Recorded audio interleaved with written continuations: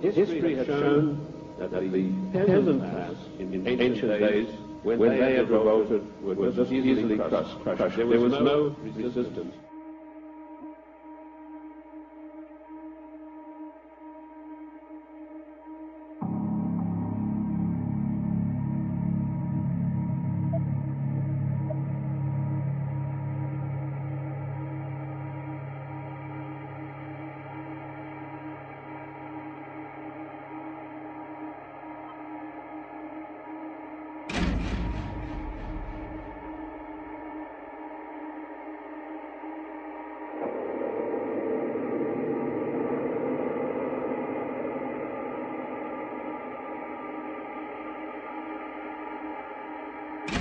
The economic warfare is coming down on them hard, and what they're beginning to realize is something that you and I have said for years, that this is really an intentional criminal endeavor, and they've been had.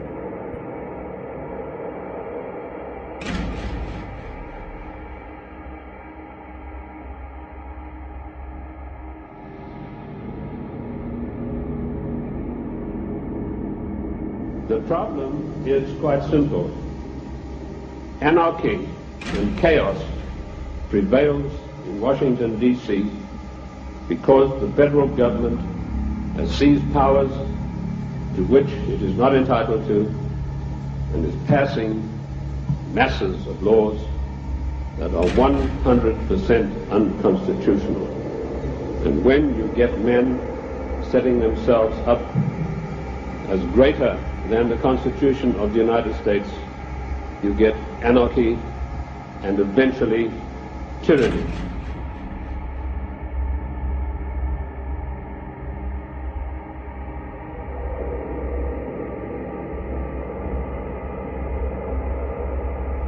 Now, I'm paranoid.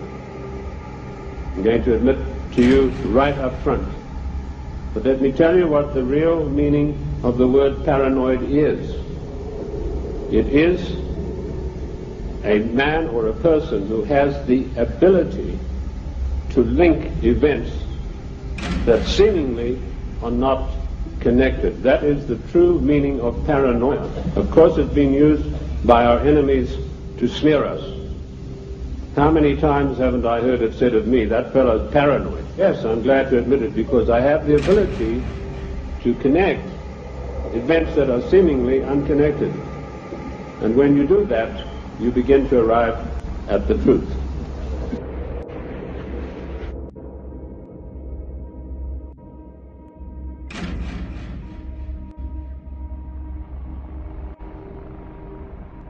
One of the biggest things I discovered in my work was the existence of a supranational committee composed of 300 men.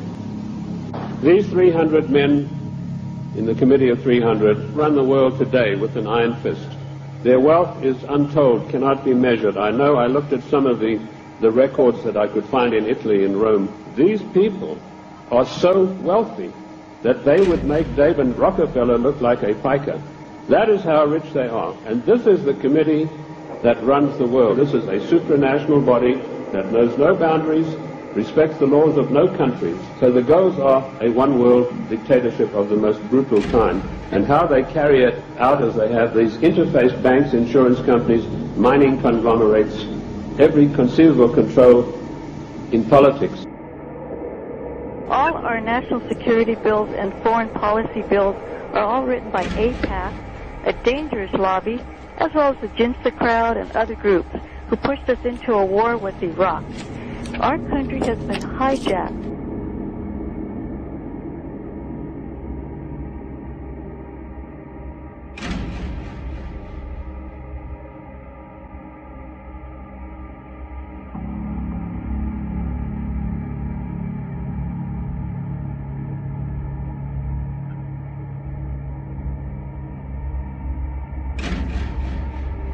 The federal government, the secret upper-level parallel government that runs the United States, does not want to know that you have an upper-level parallel government that calls the shots, that dictates what is going to happen to your life and mine.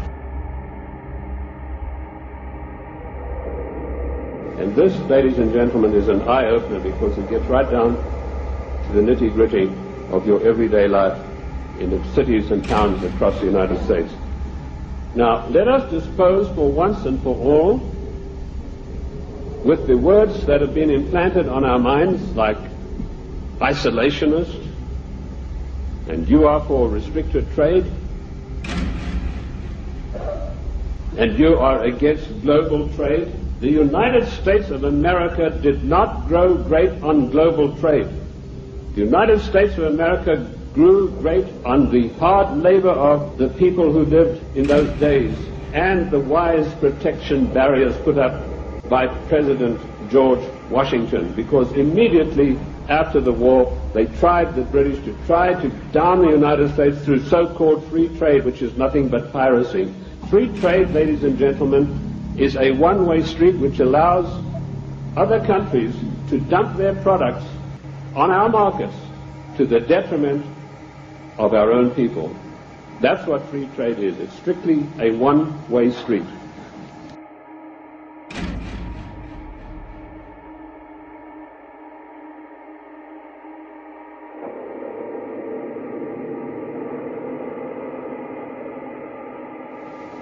The trade barriers were increased by Lincoln, Garfield, and McKinley, and all three presidents paid with their lives for that policy.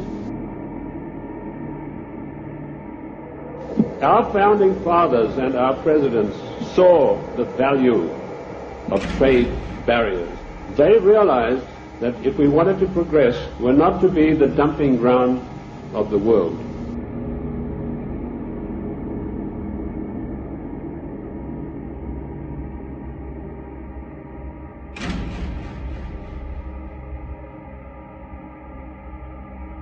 And the only way this country is going to come back is to bring manufacturing back home. I'm sorry, I'm not an isolationist, so It's not about that at all. It's about putting America first, and we have to do that. This isn't free trade. Everybody forgets that we're dealing with communist China over there, and they're really rigging the game. If you have anybody in China knows the deal, you have to buy everything from another Chinese company. There's no free trade out there. We drove by a giant Walmart, and I said, that is a vacuum cleaner. That is a money machine, a money vacuum cleaner. It pulls in all this money from the local community, and at midnight somebody pushes a button and all that money goes to Bentonville, Arkansas. And then 15 minutes after midnight, another button gets pushed, and a good chunk of that money, probably 50, 60, 70% of it goes to China.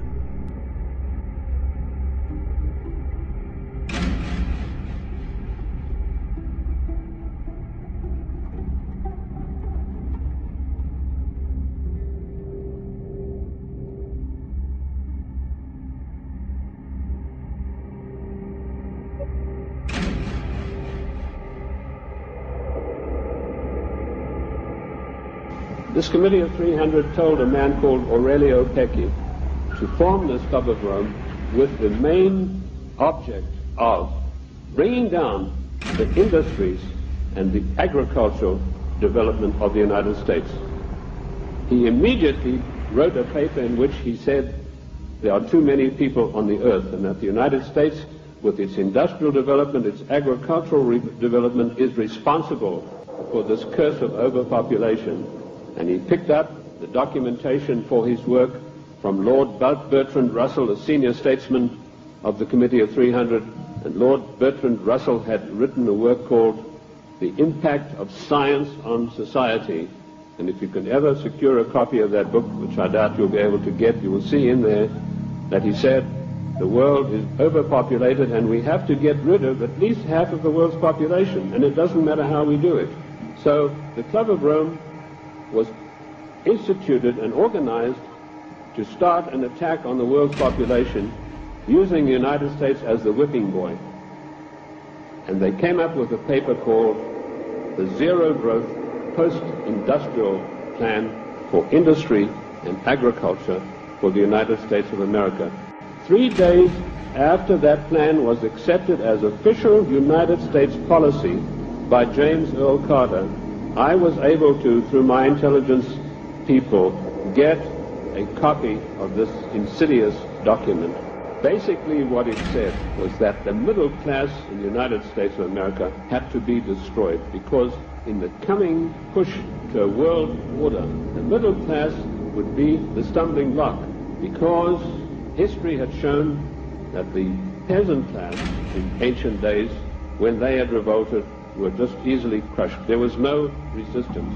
But now had grown a new super class of people in the United States called the middle class, who had long-term employment, who had job security, who were well paid, who could afford to buy the products that were made by the United States and didn't need to buy products from China or anywhere else. And the Club of Rome post-industrial zero-growth paper said this has got to stop.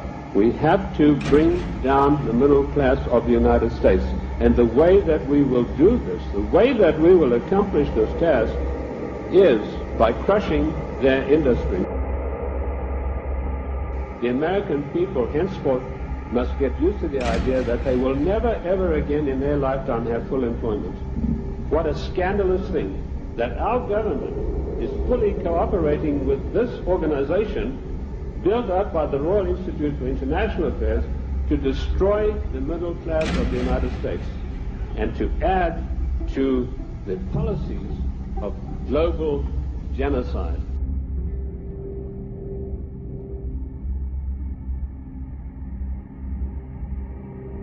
Free trade means that all trades committed in a certain area are voluntarily performed.